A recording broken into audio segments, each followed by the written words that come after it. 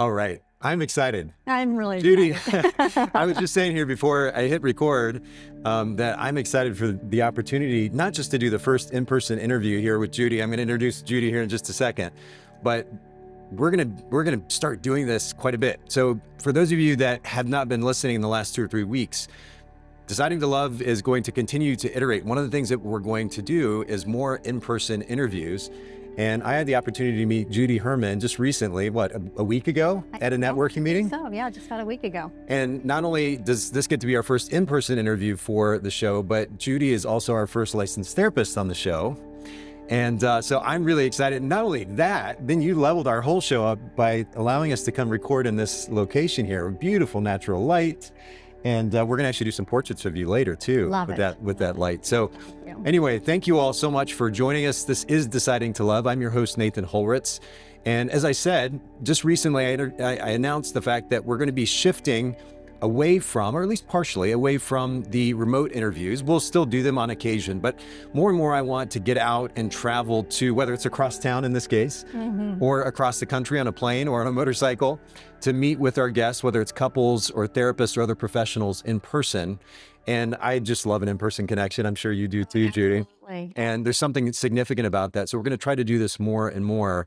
But Judy, maybe before we get into the content, because we have a lot to talk about today, Definitely. can you just give us a 3 to 5 minute intro, kind of your background in therapy, what motivated you to get into it in the first place, and what your experience has been like so far? Yes, that we all as therapists, most of us anyway, we get into it because we want to figure out our own lives as well and our own stuff. So basically, becoming a therapist was actually a second career for me. My first career was raising, or I should say, nurturing for homeschooling 4 children. They're all grown adults now, and I have five grandchildren, but in a very troubled marriage of 30 years.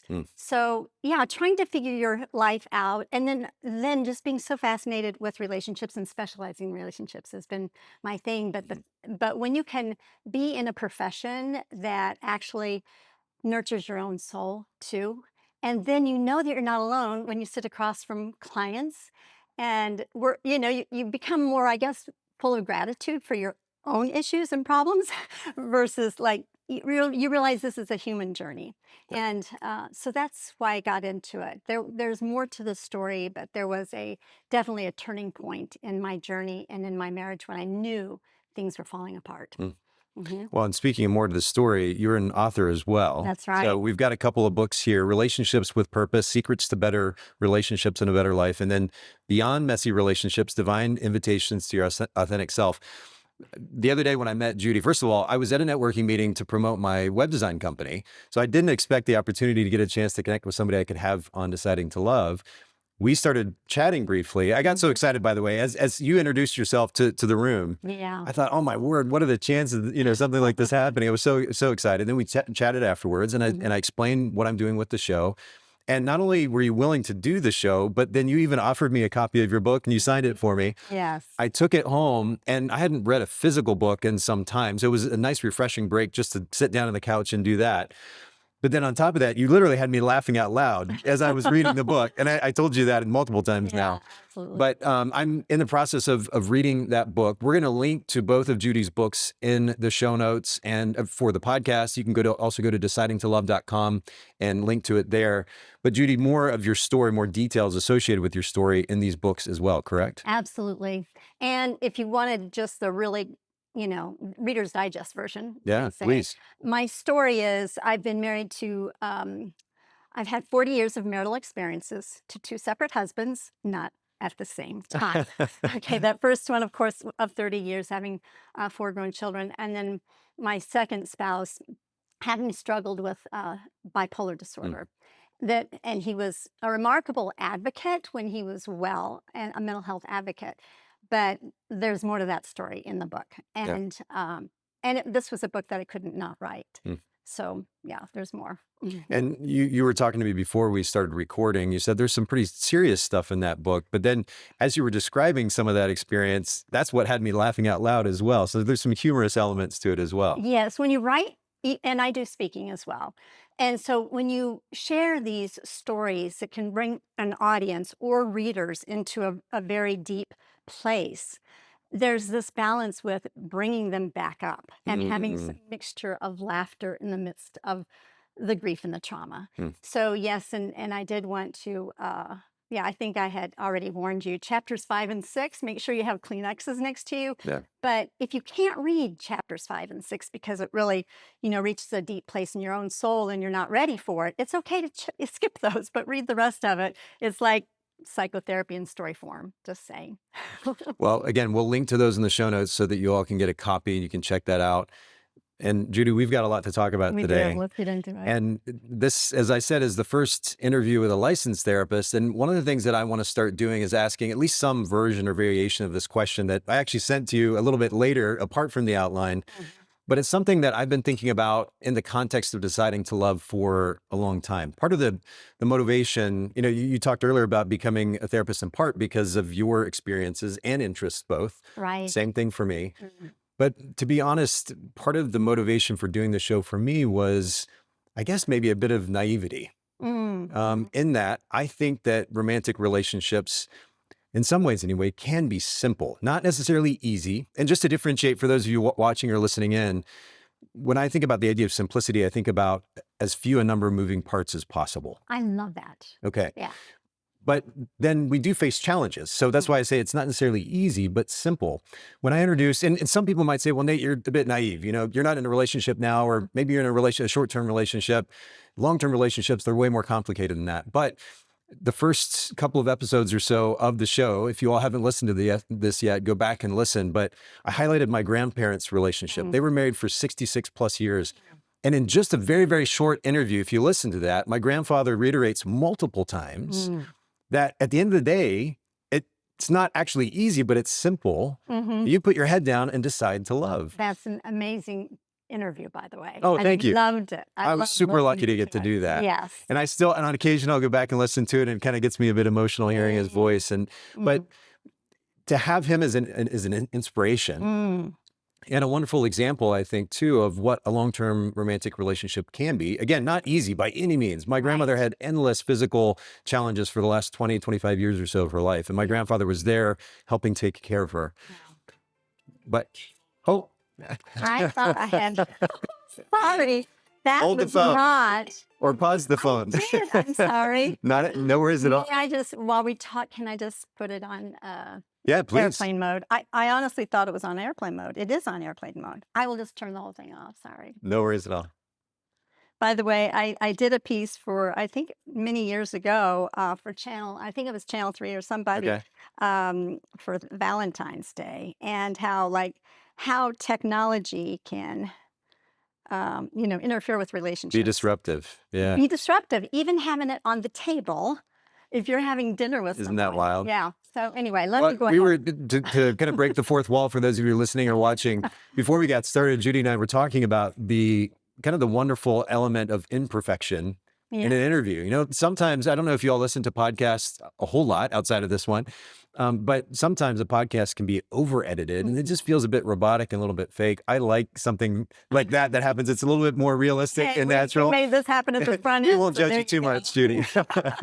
But to bring it back around, my grandfather highlighted, despite the 66 years and all the ups and downs of that relationship, how at the end of the day, there is a relatively simple idea, which is you just love the person. And this show is called Deciding to Love. The Latin root, for those of you who haven't heard me talk about this yet, the Latin root of the word decide literally means to cut off all alternatives.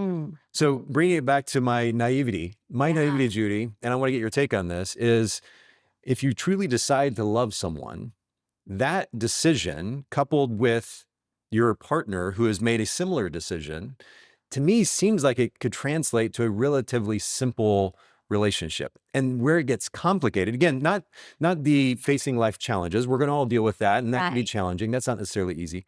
But when it comes to the I guess, the enjoyment of the relationship, it seems like where it gets complicated is when we bring our baggage to the picture. That's actually what complicates it.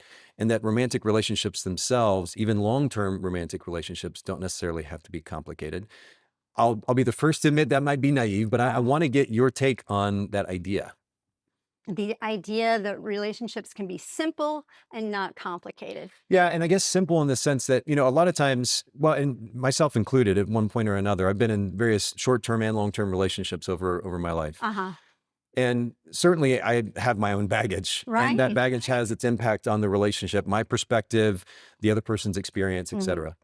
So I'll be the first to own that, but I'll also be the first to own that in the sense that I'm going to take responsibility for that There you go. and do It's something about it. responsibility. You're absolutely right. Yeah. Taking full responsibility. Yes, being completely honest. I think there's three key things, and then being creative. So when you take full responsibility, then you can do something about it. Now, yes, first of all, I want to make mention that you having this in your family line is an absolute amazing gift that your grandfather has given you, Yeah, I'm very and appreciative of it. have that. And then also I'm thinking from your grandfather's point of view and that generation's point of view, to have a grandson asking him those kind of Mm. questions. What a gift. And Watch out for your mic. oh yes, oh yes, thank you. Okay. What a gift that Mm, is. And that's you gave your grandfather the gift of listening to him and of hearing him. And so mm, if I were to really simplify things, okay. that the greatest gift we can give any human being Mm, is the gift of feeling felt, mm, like listening, looking at each other eye to eye, face to face, and really seeing and hearing that person. mm. So I want to kind of hold that concept, but that Uh, I guess, and I do want to highlight, you did that for your grandfather. Yes, your grandfather lived a life that you're now, gaining wisdom from. And a lot of this is now in your neural pathways of your brain, like because we are all affected by the generations that have come before us. And I've sat across a lot of people going through a lot of heartache in their relationships. So to have this, Nathan, is a beautiful, beautiful gift. Very much so. Hmm. But I guess, do you think that it can be, I would like to think, hearing from someone like my grandfather who was married for 66 years, saying, it's not simple, but it is in the end. You just choose to love somebody and you figure it out.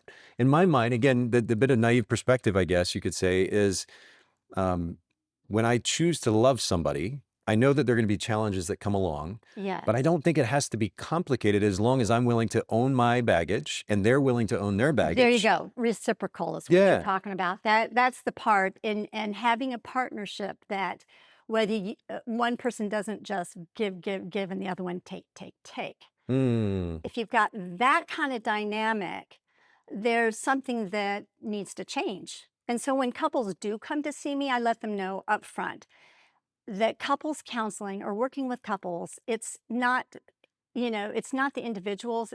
Yes, it is, but it's the relationship that is the client. Okay. Okay, so Okay. what can we do to make this dance, which I talk about that a lot in my book? Like, how can we synchronize this dance? So, and also just going back to simplicity, I've got to mention this because in my book I talk about it and I'm highlighting it more in my speeches and in my workshops and retreats that I do, that we have like we breathe fresh air. Like we need air to breathe. Like take a deep breath and slow down. Like that actually slows down the nervous system to breathe in air. So I've taken this air as an acronym. A is awareness. And then the I is intentions. Mm. And then the R is the risk of growth. To me, that's the formula, number one, for life, but also for simple, not easy. Did you say simple, not easy, Yeah. or easy, Yeah. not simple? No, Anyway, simple, not easy. Yeah. Yeah. that's the formula for our lives. So let me explain this a little bit more. When we talk about awareness, just because of our human psyche, and you're a dad, right? You know what it's like to see your babies as newborns, right? Yeah. And their diapers needing changing, and you know that they, in their human journey, they grow. They grow. Their brains develop. Their bodies develop, and they become adults or however old they might be now. I don't know. 24 and But 21. yeah, okay. Yeah. But you've seen that, and that is also what our human journey is. So when we start in a relationship, first of all, we have a whole lot of neurochemicals that are in the brain because the brain is looking for what's familiar. I might be getting too much in the weeds. If I Keep need to going. No, pause, let you're me you're know. fine. You're fine. So we are drawn inadvertently, unawareingly, unconsciously to what feels familiar. And then we in our minds, we have kind of like street drug experiences, although I've never had that experience, but anyway, other people have. But you have these chemicals that are like making everything look big and wonderful. Yeah. This person fulfills me, this person meets me. Mm-hmm. And that goes both ways. Mm. And this life happens, Yeah. conflict happens. Yeah. Well, it's likely that that conflict is exactly what needs to be happening, because that conflict is actually an opportunity for you to raise your level of awareness. Yeah. So couples come into therapy, they have their issues, they have their problems. By the way, the statistics are most couples wait, by the time they find out that there's an issue in their relationship, they wait another 6 years before seeing a therapist. Wow. Yeah. Why do you think that? I mean, I know we are going to probably follow some tangents here, but why do you think that is? What's the stubbornness there? Oh, we can figure this out. Oh, it's Okay. not that bad. Oh, yes, it is. And it's not, you and then there's ups and downs. Like there's wonderful, I mean, the reason that you're drawn to your partner, you're drawn to them for a reason, Yeah, right? And yeah. so you have this ebb and flow, Okay. right? And so that's maybe one reason. That's a simplified way of saying it. Sure. Where was I? As far as, oh, yes. So couples go, we all do. We go from an unaware, unconscious coupling, so to speak. We subconsciously expect this person, they subconsciously expect you to complete them Mm. and to complete their gaps in their childhood, Mm. which all of us have gaps. Yeah. And all of us have, whether it's outward trauma or whether it's inward, whether it's emotional neglect, all of that. Right. That stuff bubbles up Right. through the lifespan. Yeah. Right? Yeah. Like we think we've got our baggage all, we think we cleared it out, but then something happens. Yeah. And then that's an opportunity to become more aware, going back to the acronym of awareness. And then the intentions are obviously taking full responsibility, but also being intentional. Deciding to love, that's the name of your program. Deciding to love, that's an intention. Right. How am I going to love? And maybe taking that further would be, how can I love in a way that can be received? Yeah. Now, if it can't be received on the other end, and I mean, it takes two. It does. It takes two. Yeah. And so that's the other thing, is the risk piece of it is opening your eyes and realizing, what am I really dealing with? Am I being so loyal? Am I being so deciding to love without expecting a reciprocal relationship? How sustainable is that? Not very. Not very. And I have a term called toxic loyalty. Hmm. Mm-hmm. Yeah. So there you have it. Ooh, that's a long road we could go down. We Well, could go down I that. want to highlight one of the things that you said, which is, and I've been experiencing this, believe it or not, even in just the last couple of months. And I guess that there's been some pretty significant shifts for me, Mhm. things that I've learned, become more aware of. Mhm. And one of the things that I'm doing more intentionally now, to your point about meeting people that kind of highlight issues from our childhood, Mhm. whether it's a romantic relationship or not, Mhm. is almost accepting that the universe, God, whatever it may be, or he or she may be, that they're putting this person in my life so that I can grow. I have the ability to choose whether or not to accept that as an Right. opportunity to grow or not. Right. But again, whether that's a romantic relationship or not, to almost welcome, like look for that and welcome it, and then see where the opportunity to grow is. Mhm. And as I've shifted my perspective in that direction, I know you can create this kind of unconscious bias, but in the process, it's been fascinating in the last couple of months, what I've been able to learn as a result Mhm. of that Mhm. openness or willingness to be aware Yeah. and look for those opportunities. And I think it's a really cool thing, but ego gets in the way so much of the time, right? Absolutely. And so, there's so many different directions that we could go here, but I guess just to bring it back around, if I were to say, or to reiterate what I did earlier, which is, I think romantic relationships can be simple, not easy, but Mhm. simple, with two people who have truly made a commitment. They've truly decided to love and are willing to do the work to face the challenges that are naturally going to come Mhm. in that relationship. That a relationship actually can be simple. Would you say you agree or no? Well, Or is that too simplistic? and that might be I don't know if I can answer that a yes or no. Okay. Although with my own podcast, which is called Better Relationships, Better Life. And we'll link to that in the show notes as Yeah, well. I have interviewed two very intelligent and amazing individuals. Both individuals or couples have their own programs in training other therapists. One is Stan Tatkin, Okay. and I don't know if you've heard of him. I haven't. But he's pretty much an influencer in marriage and family therapy, and he's got his own therapy. But yeah, you go back and listen to that interview I had with Stan. Relationships are hard. They Yeah. are so hard Yeah. because the framework is the brain is always out to look for danger. Hmm. And so you're looking like you cannot see your own face, which is so true. Like we look in the mirror, or I can look into a camera. You can't see your own face. Yeah. You really can't. Yeah. You can see an image of Yeah, it. a reflection. But the person that you're doing life with they can see things that you cannot see. Mm. And you can see things in them that they cannot see. Hmm. So anyway, going back to is relationships easy or simple? According to Stan, no, they're hard. And I would agree that, yeah, they can be hard. They are hard because we're human and we're going through this. On the other hand, interviewing Katie and Gay Hendrick. Yes. Yeah. Yes, they have. I listened There to is- a little bit of that, by the they way. were such a delightful. Beautiful, Did you get wonderful. the energy of their like? 100%. It was like being with them. Yeah. Like I felt so like lovely. I'll make sure to link to that episode. You all definitely need to listen to that. Yeah, Because they've been together absolutely. for how many years? 40? Was Oh, it I 40 don't know, years? maybe Something like that? 35, 40, whatever, Yeah. maybe 40. But yes, maybe longer than that. Anyway, but they honor each other's creativity. Yeah. But he has it down to a science as well, or both of them do, is taking full responsibility. Yeah. And when things, when you run up into conflicts, and they gave examples of it on the podcast, by the way. And so as long as you have those three ingredients and both of you agree to do those things, it's easy. It's a flow. I think That's so. what they said. I think so. Yeah. Yeah. Now, All right. I would love to experience it because I personally have not experienced that, but I'm open to believe that It's possible. it is. It's possible. Okay. And I do know that people, like later in life, there's actually, I have another thing about like the hardest part with marriages, and they have babies, like that first year of having a baby, there's research that marital satisfaction goes way down. Sure. Yeah. And then If for no other reason, you're not sleeping. yeah.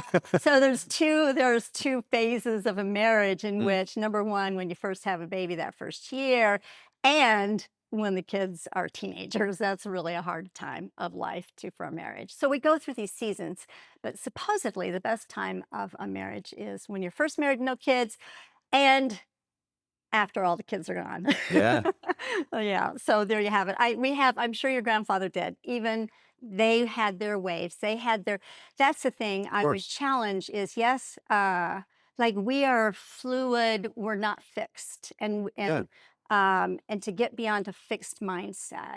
If you've been married for 30 years, but you expect your wife to be, if you're thinking like a 22-year-old, and like there's something wrong with that picture because you are different people. Sure. So- That's fair. That's fair. Yeah, you are different people. You have different evolutions. Just Yeah. as your newborn baby became a toddler, became a child, became a teenager, and then adult. We go through our different phases, and your children are not babies anymore. Yeah. So that's the same way with the selves, which I think is another point you wanted to bring up. Well, but ultimately, and it's interesting that you bring up the significance of change and being open to that. I was having a conversation with somebody very close to me recently about an interview that I did recently on the podcast, and we were talking about the significance of change, particularly in the process of aging. Mm-hmm. And I think I was a little bit naive to the significance of that. Mm. Maybe largely because I feel so young. I'm 46, but I feel like a 15-year-old still. You are young. I mean, I'm energetic. I'm excited. I'm genuinely like even looking around your beautiful property, I'm just like a kid. I'm so excited to be here, you know? Yeah. And I think I got at least some of that, maybe some of that energy from my grandfather as well. And I think that's largely why he not only lived 101, but was able to carry that kind of energy maybe to the relationship with my grandmother. But all that to say, there's definitely significance to change and acknowledging that and having grace for that. Yeah. But the flip side of that, and what I led with in the trailer for this whole show, the very beginning, back in January, is that I think if we truly make the commitment, Uh-huh. and maybe to add to that, are actually on the other person's team, like we're in this together, There you go. that mindset, That's it. there's very That is little I it. see that can actually really interrupt the relationship. It's when we let egos get in the way, and of course the associated stubbornness, Yes. and we're now almost positioning ourselves against the other person, even if we're not aware of it. Right. That's where things just go south. You're absolutely right. And this is a great segue into the Gottman's research. I don't know Yeah. if you're familiar with Yeah. them, but there are the four horsemen. Yeah. And it's accusation, defensiveness, Mm. stonewalling, Yeah. and contempt, which is seeing your partner. I mean, contempt is the deadliest of the horsemen. And I have a podcast episode too in which I talk. There's actually, in my opinion, a fifth horseman, Okay. and that's isolation. Mm. Because when you have issues in your relationship, or you get smaller, you're ashamed, you don't want to be around Yeah. people, and you don't socialize. So in my opinion, not according to the Gottman research, but isolation is a big It's huge. And I know a lot of people kind of lean that way. I've made the mistake, I've realized in hindsight, of kind of going the opposite way. I carry so much intensity and energy in it. And if I'm really in that relationship and I want to make this thing work, Yes. I don't give it room to breathe when it needs it. Yeah. So I kind of go the opposite direction, and I'm learning how to kind of find a better balance in that regard. But you're right. A lot of people can go into that isolation mode and avoidant mode and just not actually address the issues that need to be addressed. That, by the way, if they were addressed, could help bring the relationship back around, Yeah. right? Yeah. It does take two people that are willing to own their own issues and then work at this relationship together. And again, in that context, I can't see things not working out. But I know we could carry on about that for a very long time. I want to keep going though. And for those of you that are watching this, you may see me look at my phone on occasion. I told Judy, I was like, I'm not looking at text messages. My notes are right here. But one of the things we're going to be talking about honesty today. The significance of honesty is one of the so-called pillars of our show. I think it may seem obvious to say, but I think it carries a lot of significance, and maybe more so than our culture gives it. When it comes to relationships. But one other question before we go there, I'm curious about this because your book, the subtitle of your book, Beyond Messy Relationships, it says Divine Invitations to Your Authentic Self. There are a lot of phrases, particularly in, say, the last 5 or 10 years, that we kind of throw around in culture without real definition. So then people carry their own definitions of it and they throw it out there because it's popular to say. I don't think you're doing that, by the way. But I wanted to get your take actually in that regard. How do you define this notion of authentic self? And I'll give just a tiny bit of context with that. Yes, do. My perspective, and it actually is very much related to what we just talked about, is that there isn't a static version of self. There you go. If I'm keeping an open mind to the idea that there's opportunity to be better in one way or another, the idea that I'm going to, when people use the phrase, I'm going to find myself, I think it has a very similar drawback in that it suggests that there's the static version of ourselves that we're going to land on, and then I don't have to go beyond that. Right. And in personal experience and certainly observation, I know that we have the ability to make choices to continue to learn and to grow as a result. So the idea of an authentic self to me is confusing at the very least. And so I wanted to get your take on what you mean by that and how it might be relevant to, I guess, romantic relationships in the end. Okay, good. What do you call it? Context? Context. Okay. Yes. It's good. So yes, and this is just my definition of it. Sure, and I yeah. don't even know if I can explain it. Like it's showing up real. It's showing up like if you're feeling angry and you can even identify it in your body, and rather than blaming your partner for making you that way, Yeah. you owning and being authentic. Or yeah, like I think another thing is, okay, what's wrong? You know something is wrong, right? Yeah. Well, what's wrong? Nothing. I know there's some. No, nothing's wrong. Okay, that's when they're not showing up authentic. They're not being honest. That's dishonest. Yeah, we're going to talk about that here in a second. But yeah. So would you say it's more, it really comes back to honesty? Is that what it is? It does come back to honesty. At the same time, giving grace for the other person. Yes. Okay. Let me give you an example also. Like if a person, I know a lot of situations, a lot of these dynamics come up with my clients and in counseling issues. Hey, they're the life of the party, but they come home and they treat me really bad. Like if people don't see how negative and So could they have put put on a front they could here. put on a front over Okay. there and then show up very different. They'd be very charming on the outside to other people, Hmm. but then treat you, um, you know, bad. So For lack authentic. of a better, for lack of, I'm probably not explaining this No, no, well. no, it's okay. So I guess when somebody says, one of the examples that came to mind as you were talking is the idea, like, let's say, for example, somebody says, I'm a talker. That's just, quote, who I am, right? Okay, I'm being okay, my authentic self. This is who I am. Or maybe they could say, I'm the life of the party. right, And again, it suggests that there's a behavioral tendency right. that equates to the so-called authentic self. There's little to no consideration of whether or not that adds value to the world at large, whether or not that has a positive impact on the environment that they may be in. It's just, quote, who they are. I'm being my authentic self. Uh-huh, And again, it seems to kind of shirk responsibility in the way that they're using it. I'm not saying this is how you're using it with your book, uh-huh. but in the way that a lot of people in culture these days seem to use it, it's a, this is my personality type. This is my Enneagram number. This is, quote, who I am. I am being my authentic self. And the conversation stops there. And there's not an honest acknowledgement of the fact that there's opportunity to go beyond that, Right. and improve on that if there is some negative impact on a relationship, or negative impact for that matter on their own life. Okay, gotcha. Yeah. First of all, let me address a couple things. Okay. Number one, if you're in a relationship, especially marriage or a long-term relationship, it's not your job to personally develop them. Oh, the other person for sure. Right, Yeah, yeah, yeah. right. And so if they're saying that's just the way I am, the way that I work with couples is I help them. There's a speaker listener dialogue technique that is really powerful. In fact, they're actually sitting in these chairs, they're looking at each other eye to eye, face to face, and I guide them to be curious. So if someone is saying that's just the way I am, I'm just a talker, or I just this, or I just that. So the other person would mirror that back, but be curious and tell me more about that. If that's just the way Mm, you are, okay. be curious about that rather than if that's the way you are. Well, that's not acceptable to me because we all have these.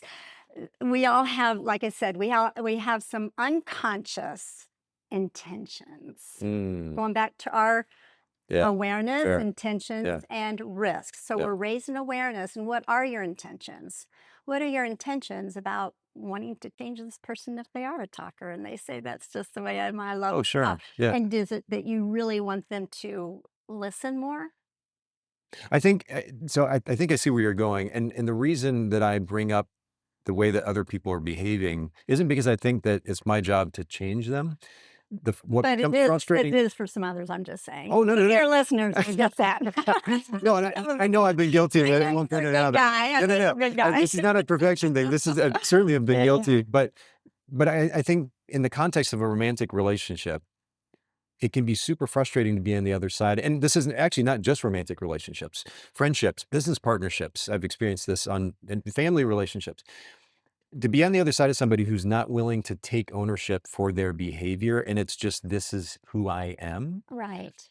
I just don't think that we're static or don't have to be static individuals. Oh, And I'm so pro taking ownership and responsibility for improvement. It's not that that means that that I don't have blind sides. right. Even just in the last couple of months, it really hit me that I needed to do some really deep, continual work on the issue of codependence. I already knew I had an issue with it, but Uh-huh. I didn't realize the extent to which I did. And Okay. it was eye-opening and earth-shattering. And so it's not that I don't think I don't ever have a blind side, but if I'm made aware, either from somebody else or my own personal experience of that issue or those issues, Uh-huh. I'm going to be the first person to take ownership and responsibility for that. And I want to be on the other side of somebody who has a similar mindset in really any kind of relationship, but especially a romantic relationship, because again, that brings us back to that place that we talked about earlier, which is that we are collectively owning our baggage, Yeah. doing the work that we need to individually and collectively, Mm. and we're going to have an amazing relationship as a result. If you don't have both people doing that, it can be a massive challenge to have a decent relationship in any context. Let me go back, Nathan. This is a great point. Let me go back to the beginnings of a relationship where you have all these chemicals going Yeah. on in your brain. Yeah, And yeah. this person is amazing. So you don't see that Yeah, rainbow negative part of unicorns. them, Yeah. not just the talker, right? You only see, oh, I love this person. They're making me. Yeah. So, and then another, oh, I'm sorry. I think I did this. I messed up. Oh, it's good. It's good. But another thing is when we get into a relationship, we've not given it enough time. By the way, those chemicals, they wear off in about 3 months or so, or a little bit longer, but they can be there for a while. Well, in that 3 months or even that short time, what are you doing? You're disclosing a lot. You're having a lot of what we would say emotional intimacy, likely some physical intimacy. Mhm. And all of that makes you feel wonderful, Mhm. but it also is it keeps all that other stuff undercurrent. So before actually Yeah. getting further in the relationship, Yeah. having these dialogues and these conversations, Mhm. because it could be, and I'm not saying it is with you, it is with a lot of people, we have these patterns of people that we attract. Yeah. And what's that all about? You Yeah. give, and they take, or they don't do responsibility and you do responsibility. That might be a pattern, and bringing that up to the forefront. Hmm. Maybe. By the way, you can call me out all you want. I have a lot to work on in marriage. I can't help but do No, please. therapy or coaching. Yeah. Whoever sits in this You're chair. not gonna. That's not gonna bother me in the least. Uh-huh. Well, it's interesting. I think that we touched on the idea of honesty as it relates to this notion of authentic self. So let's kind of segue into that. I don't think I answered the authentic self thing piece enough, did I? Well, no, I think we gave a bit of context to it, Yeah. but I just What's undone or what's unfinished there, and I'd be glad to help finish, close the gap. That's it. That's really what our brains want to do, just to let you know. close the loops. We Yeah. want to close the loop. We'll make Yeah. up a story if we don't know the story of it. So what do I need to close that loop? Well, That maybe just for everybody listening in who might use that phrase maybe a bit flippantly, like without consideration of what it represents or signifies. Mhm. Would you agree that there's always that humans really shouldn't at least be aiming to be static in nature? Like that there isn't just one version of us? Yes. Okay. You got it. Okay.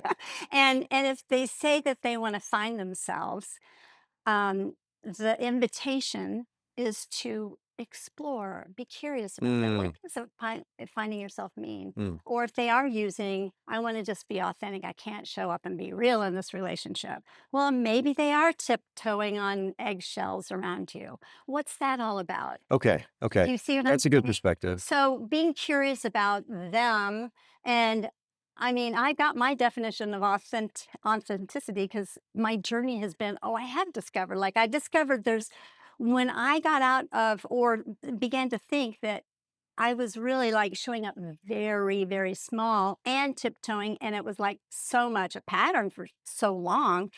And I discovered that there's a part I love to dance. Really? I Okay. love to dance. Okay.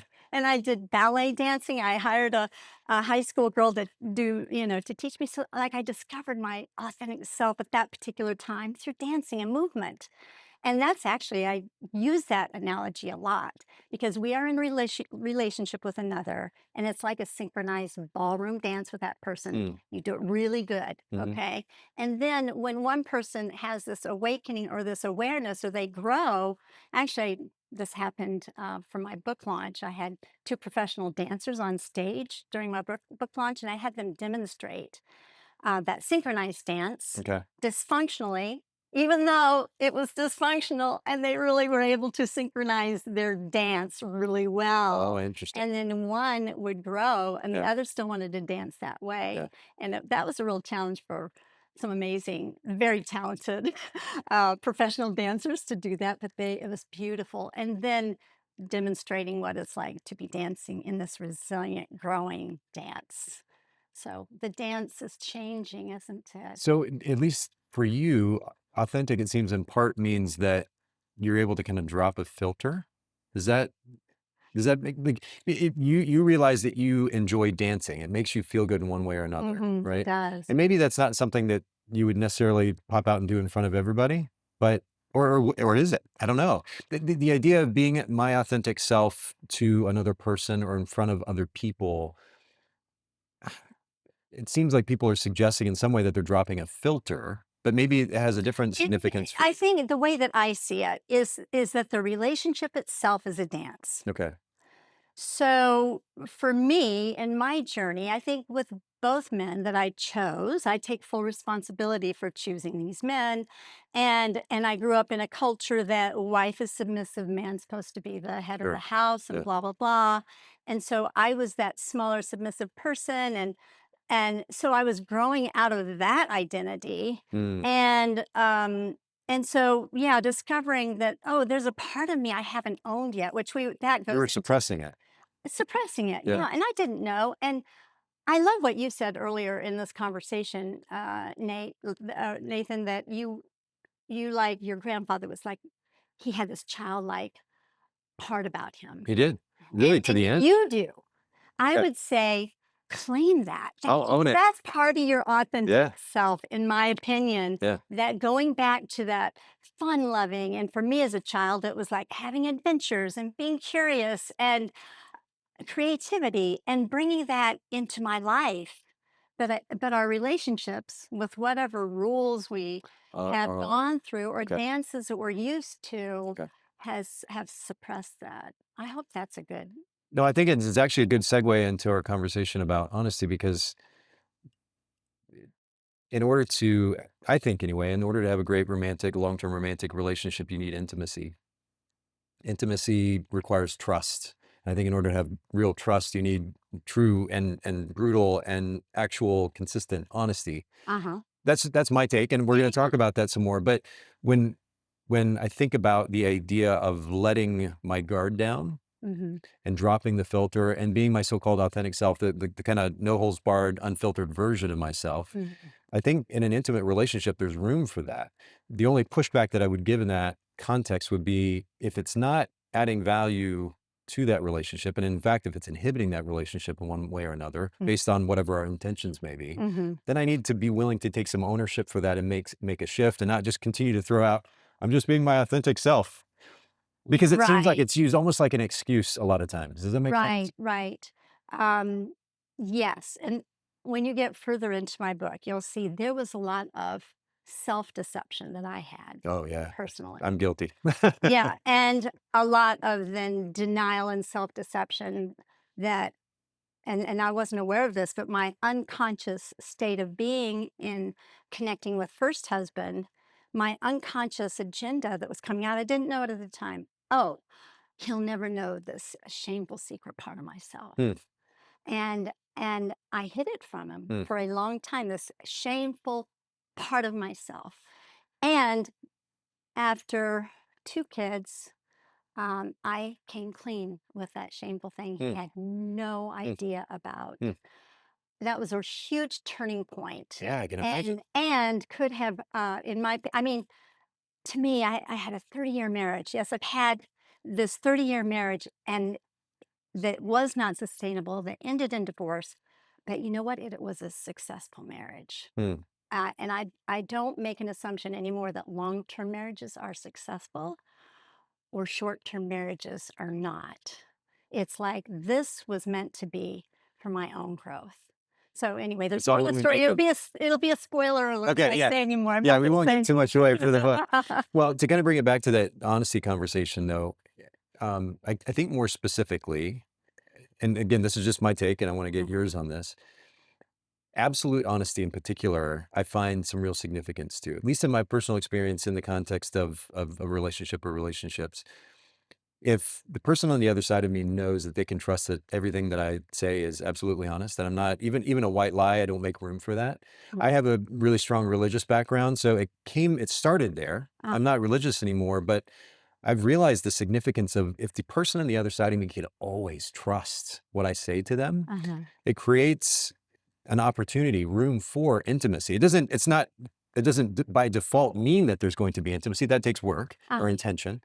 But at the very least, it creates space and ultimately room for trust that will enable or can enable that intimacy in a relationship.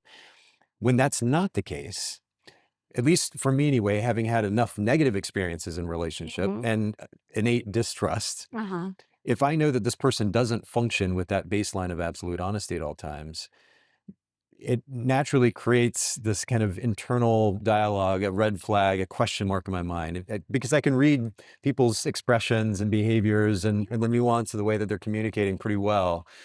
And it leads me to question, right? I go into a defensive mode, which I don't think is necessarily a good thing, but I think a lot of people, if they have that sense that they can't trust somebody absolutely, it just Hmm. going back to our original conversation, unnecessarily complicates the relationship. Uh, So that was a very wordy way of saying that I think absolute honesty is really important in a relationship. Do you think that that is too simplistic? well, let me go back because there's stages of relationships. You know that. What do you mean by that? Do tell. Well, we talked about it earlier about the chemicals. The first Okay, 3 months, sure. there's a stage of romance. This person is bigger than life. They complete The honeymoon right period. the honeymoon period, Yeah. right? And so there's stages of relationship. So I guess in context with what you're saying, if you are saying to this person at the very beginning stages, I am so, I mean, that's a value of mine is to be absolutely, honest Yeah. in every way. And here's an example Yeah. of this. Yeah. And then they give you that look. Then you can make a decision not to continue on in that relationship. Okay. Do you see? So that initial stages, if you can catch that on the front end, Oh, interesting. yeah, that's Important to set that or exactly. communicate that value up front. Yeah, I think really what we fail to do, most of us, is we're not really in tune with what are our core values. What are Mm. our core values? Yeah. And when we get really clear with those, pick three, okay? And then if you're drawn like a magnet to someone who doesn't have those Yes. values, that's a time to exit, right? Mm. And I mean, those kind of conversations need to happen before you get in bed with them Yeah, yeah, and yeah. all of Go too that. far with it. Yeah. Yeah. But do you think that, by the way, just to be clear, and I acknowledge to the audience and to you, I realize most people would consider my perspective a bit on the extreme side. I know that most people function in a world where, at the very least, whether it's in the context of their work or family relationships, friendships, certainly romantic relationships, they allow room for a bit of a little white lie here and there. Whatever the justification, I'm trying not to hurt their feelings, or I don't want to unnecessarily create conflict, whatever the reason they use to justify it, Mm-hmm. they allow for that. Uh-huh. And I guess maybe a better way to ask this question is, do you think that that creates unnecessary complication in a relationship if the baseline isn't absolute honesty? Yeah. So here's where I get tripped up a little bit, Okay. Nathan, is the word absolute. Yeah. Is that too absolute? It's too black and white? That's when that's a yeah. Okay. So Do I get tell. tripped up with that. And Okay. I will tell you, even recently, I Yeah. had a conversation with someone I care deeply about. And I mentioned something that was okay, let me explain it this way. Something that was going on in my mind, and I was being quote unquote absolutely honest. Mhm. Okay, because there was something that was confusing to me. So I shared with him what my absolute honest thing was, and that was a fleeting thought. Okay. It was a fleeting thought. Now, the way that I describe fleeting thoughts to my clients are like if there's a telephone wire, electrical wire, you have a bird that perches on it and it flies away. That's a fleeting thought. Yeah. Okay. So if you ruminate or entertain that fleeting thought, it's like a bird building a nest on your head. And so I define what the difference between thoughts and beliefs. Well, this conversation was going into beliefs. Hmm. This person was beginning to believe. Now, what I describe beliefs as is like imagine a cinder block, Okay. like the heaviness of that. So this person was getting ready Is a belief in your see. perspective almost like a value? Yeah, maybe your absolute honesty is a belief there. Maybe. Okay. Okay, but for the sake of the thing. Yeah. So when I showed up absolutely honest about a thing that I didn't quite understand, and I wanted some clarity about it, the way my brain works is I'm going to share with him this fleeting thought that I had. Mm. So realizing he has a different brain than I have, Yeah. and he took that fleeting thought as a nest on his head that was going into creating a cinder block. Do you see what I'm saying? I think so. So honoring the other person's brain is different than yours. Oh, okay. Yeah. And how they process what you say makes all the difference. So if I'm understanding what you're saying, well, if I'm understanding what you're saying correctly, then you're suggesting that absolute honesty in some contexts could actually be more hurtful than helpful. Yeah, you're feeding maybe some ruminating thoughts in that other person's head, Hmm. right? And you want to honor them, right? Um, now, over Yeah, honey, that color really doesn't look good on you. I think it washes you out. That's one kind of absolute Sure, honesty. sure. But is that an absolute honesty or is that just your opinion, right? And they're supposed to take it and be okay. And but we're talking about the energy field in a relationship and how are you going to honor the relationship? And we're not talking about white lies. Well, let's Or maybe actually we are talking about white yeah, lies. let's take that example because it's a good one and a relatively simple one. Of somebody says in the context of a relationship, let's say that you've been in this relationship for a while, so there's at least some amount of trust and familiarity built up, and the other person says to you, "What do you think about this outfit?" Now, in my mind, this is like child's play. Hopefully, if the relationship is good enough, this is not a big deal. There's enough, first of all, security in oneself Uh, that if somebody says to me, "Hey, that makes you look fat," or "That color doesn't really look good with your skin tone," or mm. fill in the blank with whatever example there. The idea that I would take that personally and get offended and turn that into something negative for that relationship to me seems absolutely ridiculous. Of course, oh, let me hold that. Okay. Of course it would. Of course, that would be ridiculous Yeah. because Yeah. you have a totally different brain, you have a totally different nervous Okay. system, and you have totally different stories in Okay. your brain, Okay. right? Hear you. Yeah, Okay. yeah. That's okay. Seeing that? Yeah, yeah, yeah. Yeah, I hear what you're but saying. go ahead. I'm No, no, sorry. no. It's good.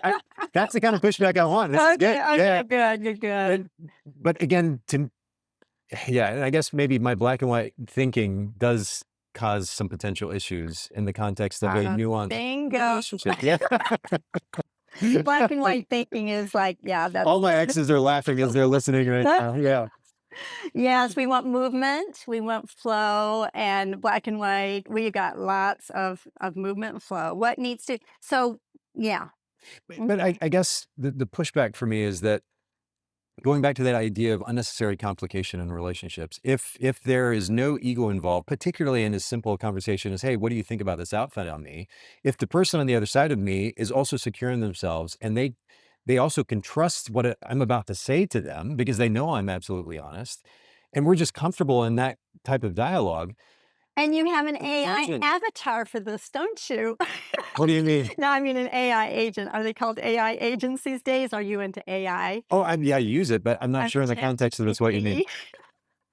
Is like as a partner, you can tell them anything and they're Oh, I gonna see what you're saying. No, no, no. I see where you're going with yeah. that. That's a good comparison. But I've experienced enough in relationships where there was a comfort level in a room and a lack of ego and a security in oneself for, especially again, I think that's a really simple conversation. I know in some contexts people get upset, but I'm using that as example for two reasons. One, because it's a simple one and easy to talk about. But when we then look at a long-term romantic relationship where there are conversations that are way more complicated and way more sensitive than that, Right. if we carry into those situations a level of security in ourselves Uh-huh. and a trust in the other person, Mm-hmm. those conversations become way less conflict ridden and way less complicated Mm-hmm. as a result of that level of comfort with ourselves and with each other. Mm-hmm. And as a result, we help mitigate the amount of conflict that might happen. Unfortunately, a lot of times, whether it's as simple as what do you think about the clothes that I'm wearing, Uh-huh. or something way more extreme, Uh-huh. because of insecurities, because like you said, of the way that the person's nervous system and brain are wired, or fill in the blank with whatever the reason, Uh-huh. there becomes this, I guess, movement into conflict that I don't think has to happen. Well, But I'm gonna kind of hold this okay, because I was working with a couple, and we have a process of kind of like what they do in the army. They have like an after action review, yeah, and something goes awry, you go through it and you figure out, what can you learn from it. Well, the one person in this couple was saying, well, that just shouldn't happen ever. We should never have conflict. This just never should happen. So sure, why do we need to figure out how to yeah, fix it? yeah, Okay. yeah, yeah. So that's kind of what I'm feeling a little bit. I hear It you. might be I off. hear you. This is an opportunity, Nathan, to be curious. So first of all, two things, which we could go deeper. Maybe I need to address one thing instead of two. I don't know. Please go ahead. Okay. No filters. No filters. One thing is, and as I work with couples too, like exploring their past relationship. Mhm. if this is a pattern, Mhm. and this usually comes about in this particular time with this particular, I mean, it's like a song and dance I'm really familiar with. Yeah. Okay, we need to pause. Mm. What is the invitation to become more aware, more self aware? What's really going on here? And me taking full responsibility. Okay. So don't let that go to waste, first of all. Secondly, the other piece of this is yes, black and white thinking will really kill your marriage, your relationship, whatever. In my opinion, okay, because there's some black and white marriages that are successful, but being curious about the things you don't understand. Fair enough. Our human brains go toward judgment. Yeah. Now I've done this in workshops and speaking opportunities too, where I've got like a slide that shows a dial for like heat or cold on your air conditioning or HVAC unit. Hmm. So the brain cannot hold both. And I had judgment on one side, curiosity on the other. Like you can't do heat and air at the same time in your HVAC unit, right? Sure. Yeah. You cannot do curiosity and judgment in the brain at the same time. I like that. So you take in, going back to the acronym of breathing air, slowing down that nervous system, realizing the brain is making up a story, which is probably very true to you because it happened here, happened here, happened here, happened here. And it's kind of like a puzzle piece, like this puzzle fits here, right? The brain is looking for that, right? And you're right, because that's what the judgmental brain says, Hmm. right? Yeah. Mm. Yeah.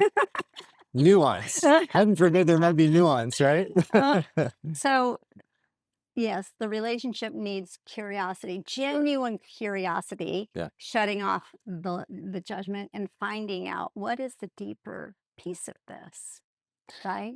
Yeah. Can I use one more analogy and Absolutely. then to get your further take on this? So let's.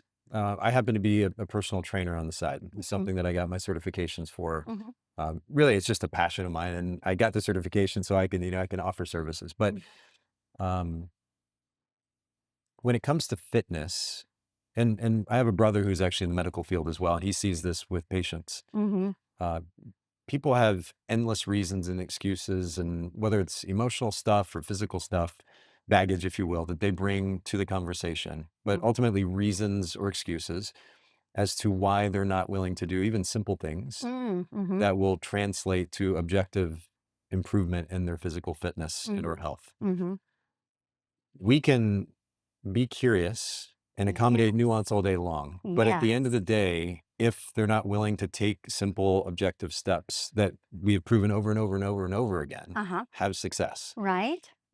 there's not going to be that improvement, right? and Right. and not only that, especially when it comes to physical health, but actually even in the context of romantic relationships, it could literally lead to the death of the individual or the death of that Right. relationship. So So when it goes to a client and a physical therapy client, and you are empathic, you find that out, you realize they're not in it, then you as a trainer, do I really want to continue working with this person, right. or do I just want to keep collecting their money and just go with the flow? That's Right. your choice as a Sure. business owner Sure. or as a trainer, right? Right.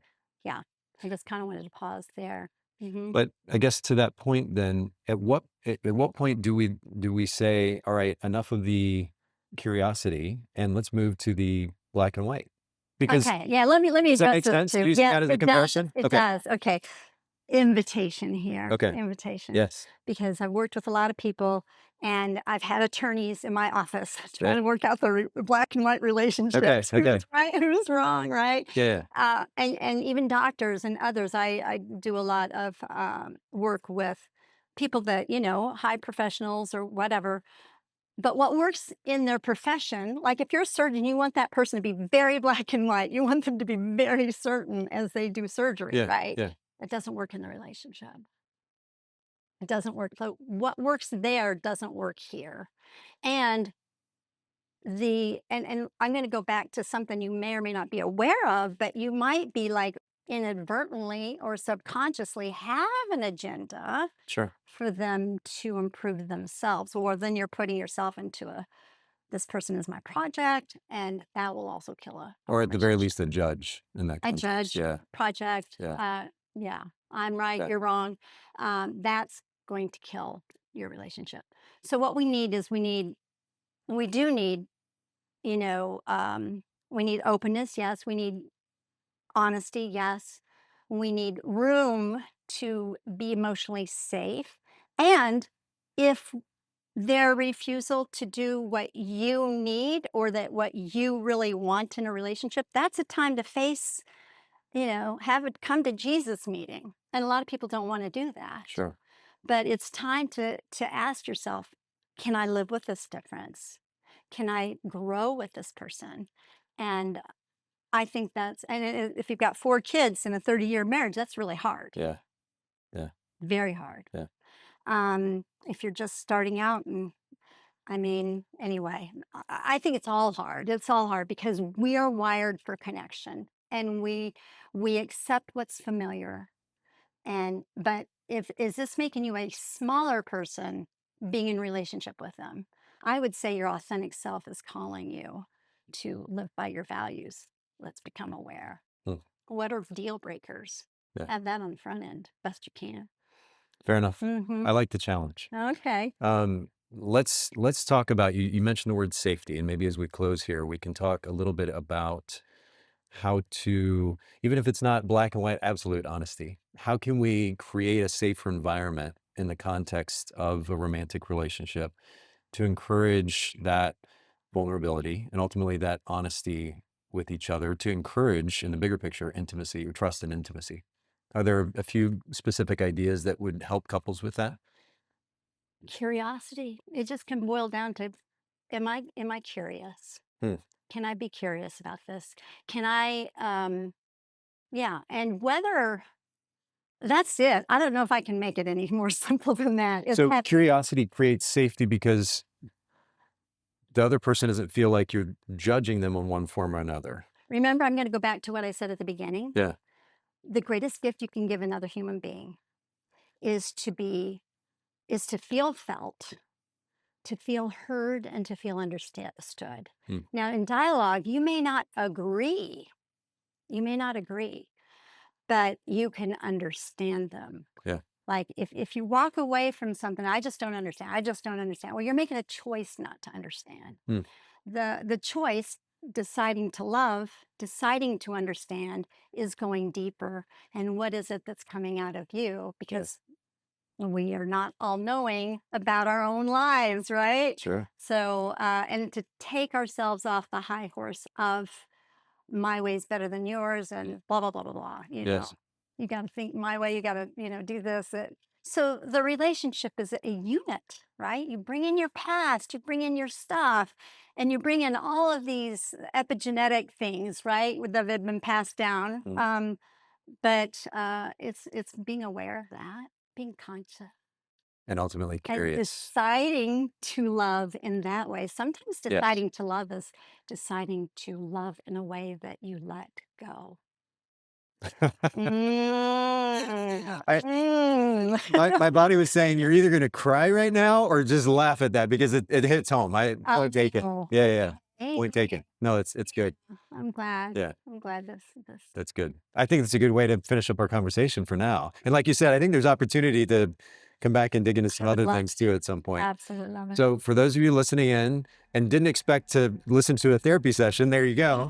But seriously, make sure that you check out the show notes. I'm going to link to Judy's books, both these books, in the show notes, and then also to your website. Just go ahead and shout out your website as well. Absolutely. It's judycounselor.com, and my business is relationship wellness. So I provide retreats, mainly for healers, leaders, and seekers, mainly women at this point, and I do international retreats as well. But we'll be in this space, and you get out of your natural, like, automatic patterns, black and white thinking. Yeah. And you get out of that daily grind, if that's what you want to call it. Yeah. And you just go into a different environment where you can really feel heard and understood, not just by one therapist, but by a really beautiful curated group. So anyway, I love doing And that. speaking of the location, I mean, y'all are seeing, you're getting a glimpse here, but it's truly beautiful. I mean, it's a stunning day today. It feels like the beginning of fall. I know. And we're in May. I know it. But it's a beautiful, beautiful location. Quiet, comfortable, peaceful. So definitely a great location for those retreats. So I'll put all this information in the show notes, either on your favorite podcast player or at decidingtolove.com. Thanks once again, Judy. You're welcome. This is a real privilege. My pleasure. Thank It's you. been wonderful to talk with you.